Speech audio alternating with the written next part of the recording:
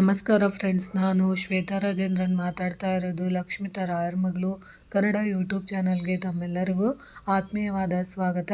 ಸ್ನೇಹಿತರೆ, ನಾವು ಕೂಡ ಶ್ರೀಮಂತರಾಗಬೇಕು, ನಾವು ಕೂಡ ಎಲ್ಲರಂಗೆ ಸ್ಥಾನ ಮಾನ ಗೌರವ ಪಡಿಬೇಕು ಅಂತ ಅಭಿಲಾಷೆ ಇರೋವಂಥವ್ರು ಖಂಡಿತವಾಗ್ಲೂ ಈ ಶ್ರಾವಣ ಮಾಸದ ದಿನಗಳಲ್ಲಿ ವಿಶೇಷವಾಗಿ ನೀವು ಪಕ್ಷಿಗಳಿಗೆ ಆಹಾರಗಳನ್ನು ನೀಡೋ ಅಂಥದ್ದನ್ನು ನೀವು ಮಾಡಿದಾಗ ಖಂಡಿತವಾಗ್ಲೂ ನಿಮಗೆ ಯಾವುದೋ ಒಂದು ರೂಪದಲ್ಲಿ ಯಾವುದೋ ಜನ್ಮದಿಂದ ಕಾಡ್ತಿರೋವಂಥ ಶಾಪಗಳಿದ್ದರೆ ಅಥವಾ ಯಾವುದೋ ಒಂದು ದೋಷಗಳಿಂದ ನಮ್ಮ ಮನೆಯಲ್ಲಿ ಸಿರಿ ಸಂಪತ್ತು ಅನ್ನೋದು ಅಡ್ಡಿ ಆಗಿದೆ, ಅದಕ್ಕೆ ಯಾವುದೇ ರೀತಿಯ ಅವಕಾಶಗಳಿಲ್ಲ, ನಾವು ಮಾಡಿದಂಥ ಕೆಲಸ ಕಾರ್ಯಗಳೆಲ್ಲ ಸಂಪೂರ್ಣವಾಗಿ ಸ್ಥಗಿತಗೊಳ್ತಾ ಇದೆ, ವ್ಯಾಪಾರ ವ್ಯವಹಾರ ಅಭಿವೃದ್ಧಿ ಆಗ್ತಾ ಇಲ್ಲ ಅಂತ ಅನ್ನೋರು, ಅಥವಾ ನಮ್ಮ ಮನೆಯಲ್ಲಿ ಶುಭ ಕಾರ್ಯಗಳು ಆಗ್ತಾ ಇಲ್ಲ ಅಂತ ಪರಿತಪಿಸುವಂಥ ಪ್ರತಿಯೊಬ್ಬರು ಕೂಡ ನೀವು ಈ ಶ್ರಾವಣ ಮಾಸದ ದಿನಗಳಲ್ಲಿ ವಿಶೇಷವಾಗಿ ಕಾಗೆಗಳಿರ್ಬೋದು, ಗುಬ್ಬಚ್ಚಿಗಳಿರ್ಬೋದು, ಗಿಣಿಮರಿಗಳಿರ್ಬೋದು ಅಥವಾ ಯಾವುದೇ ಪಕ್ಷಿಗಳಿಗೆ ನೀವು ನಾನು ಹೇಳಿದ ರೀತಿಯಲ್ಲಿ ಅನ್ನವನ್ನು ಮಾಡಿ ಅದನ್ನು ನೀವು ಪಕ್ಷಿಗಳಿಗೆ ಹಾಕಿದ್ದೆ ಆದರೆ ಖಂಡಿತವಾಗ್ಲೂ ನಮ್ಮ ಇಷ್ಟಾರ್ಥಗಳು ನೆರವೇರುತ್ತೆ.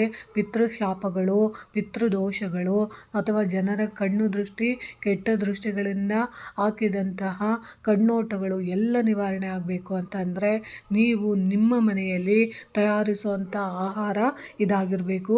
ಅಂದರೆ ನೀವು ಊಟಕ್ಕೆ ಬಳಸುವಂಥ ಆಹಾರ ಇದಾಗಿರಬಾರ್ದು.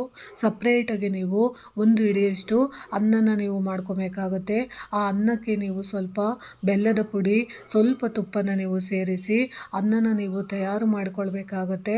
ಅದಕ್ಕೆ ಸ್ವಲ್ಪ ಯಾಲಕ್ಕಿ ಪುಡಿನ ನೀವು ಸೇರಿಸಿ ಅನ್ನನ ನೀವು ಮಾಡಿ ಆ ಅನ್ನನ ನೀವು ವಿಶೇಷವಾಗಿ ಒಂದು ಬಾಳೆ ಎಲೆಗೆ ಹರಡಿ ಆ ಅನ್ನನ ಯಾವುದಾದರೂ ಪಕ್ಷಿಗಳು ಇರೋವಂಥ ಜಾಗಗಳಿಗೆ ನೀವು ಅದನ್ನು ತಗೊಂಡೋಗಿ ಇಡೋವಂಥದ್ದು, ಅಥವಾ ಕಾಗೆಗಳು ತಿನ್ನೋ ರೀತಿಯಲ್ಲಿ ನೀವು ಒಂದು ಅಡಿಕೆ ಪಟ್ಟೆಯ ಎಲೆಯ ಒಳಗಡೆ ಆ ಅನ್ನನ ನೀವು ಅದರ ಎಲೆಯ ಮೇಲೆ ಹರಡಿ ನೀವು ಕಾಗೆಗಳಿಗೆ ತಿನ್ನೋದಕ್ಕೆ ಕೊಡ್ಬೋದು, ಗುಬ್ಬಚ್ಚಿಗಳಿಗೆ ಅಥವಾ ಗಿಣಿಮರಿಗಳಿಗೆ ಯಾವುದೇ ಪಕ್ಷಿಗಳಿಗೆ ನೀವು ಈ ಅನ್ನನ ನೀವು ತಿನ್ನೋದಕ್ಕೆ ನೀಡೋದ್ರಿಂದ ನಮಗೆ ಬಂದಿರೋವಂಥ ಶಾಪಗಳಿರ್ಬೋದು, ಕಂಟಕಗಳಿರ್ಬೋದು, ಯಾವುದೇ ರೀತಿಯ ಸೋಲುಗಳಿರ್ಬೋದು ಅಥವಾ ಸಮಸ್ಯೆಗಳಿರ್ಬೋದು, ಅಥವಾ ನಮ್ಮ ಮನೆಯಲ್ಲಿ ನಿಂತೋಗಿರೋವಂಥ ಎಲ್ಲ ಕಾರ್ಯಗಳು ಸ್ಥಗಿತಗೊಂಡಿರೋವಂಥದ್ದಾಗಿರ್ಬೋದು, ಅದೆಲ್ಲದಕ್ಕೂ ಶುಭ ಕಾಲ ಕೂಡಿ ಬರೋದಕ್ಕೆ ಇದು ನಮಗೆ ಸಹಾಯ ಮಾಡಿಕೊಡುತ್ತೆ.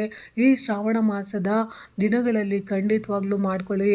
ಅದರಲ್ಲೂ ಇದನ್ನು ನೀವು ಅಮಾವಾಸ್ಯೆ, ಹುಣ್ಣಿಮೆ ದಿನಗಳಲ್ಲಿ, ಶನಿವಾರದ ದಿನಗಳಲ್ಲಿ, ಏಕಾದಶಿ ದಿನಗಳಲ್ಲಿ ಮಾಡಿದಾಗ ಇದರ ಸಂಪೂರ್ಣ ಪ್ರತಿಫಲ ನಮಗೆ ಖಂಡಿತವಾಗ್ಲೂ ಸಿಗುತ್ತೆ ಅಂತ ತಿಳಿಸ್ಕೊಡ್ತಿದ್ದೀನಿ. ನೀವು ಯಾವತ್ತಾದರೂ ಇಡ್ಬೋದು, ಆದರೆ ಬೆಳಗ್ಗೆಯಿಂದ ಸಂಜೆಯ ಸಮಯದ ಒಳಗಡೆ ಅಂದರೆ ಮಧ್ಯಾಹ್ನದ ಒಳಗಡೆ ಆದಷ್ಟು ಇಡೋವಂಥ ಪ್ರಯತ್ನನ ನೀವು ಮಾಡಿ. ಯಾಕಂದರೆ ಪಕ್ಷಿಗಳು ಬೆಳಗ್ಗೆ ಮತ್ತು ಮಧ್ಯಾಹ್ನದ ಸಮಯದಲ್ಲಿ ಜಾಸ್ತಿ ಇರ್ತವೆ, ಸಂಜೆ ಆಯ್ತಾ ಎಲ್ಲ ಪಕ್ಷಿಗಳು ಹೊರಟೋಗುತ್ತೆ. ಆ ಒಂದು ಉದ್ದೇಶಕ್ಕೋಸ್ಕರ ನೀವು ಈ ಅನ್ನನ ನೀವು ತಯಾರು ಮಾಡಿ ಪಕ್ಷಿಗಳಿಗೆ ತಿನ್ನಿಸುವಂಥದ್ದನ್ನು ನೀವು ಮಾಡಬೇಕಾಗುತ್ತೆ. ಅದರಲ್ಲೂ ವಿಶೇಷವಾಗಿ ಇದನ್ನು ನೀವು ಯಾವುದೇ ಕಾರಣಕ್ಕೂ ಎಂಜಿಲು ಮಾಡಿರಬಾರ್ದು. ಇದಕ್ಕೆ ಅಂತಲೇ ನೀವು ಸಪ್ರೇಟಾಗಿ ಅನ್ನ ಮಾಡಿ ನೀವು ಪಕ್ಷಿಗಳಿಗೆ ಬಡಿಸುವಂಥದ್ದನ್ನು ಮಾಡಬೇಕಾಗುತ್ತೆ ಅನ್ನೋ ಉದ್ದೇಶದಿಂದ ತಿಳಿಸ್ಕೊಟ್ಟಿದ್ದೀನಿ. ಈ ಮಾಹಿತಿ ಇಷ್ಟ ಆಗಿದೆ ಅಂದ್ಕೊತೀನಿ. ಪ್ರೀತಿಯ ಧನ್ಯವಾದಗಳು ಸ್ನೇಹಿತರೆ.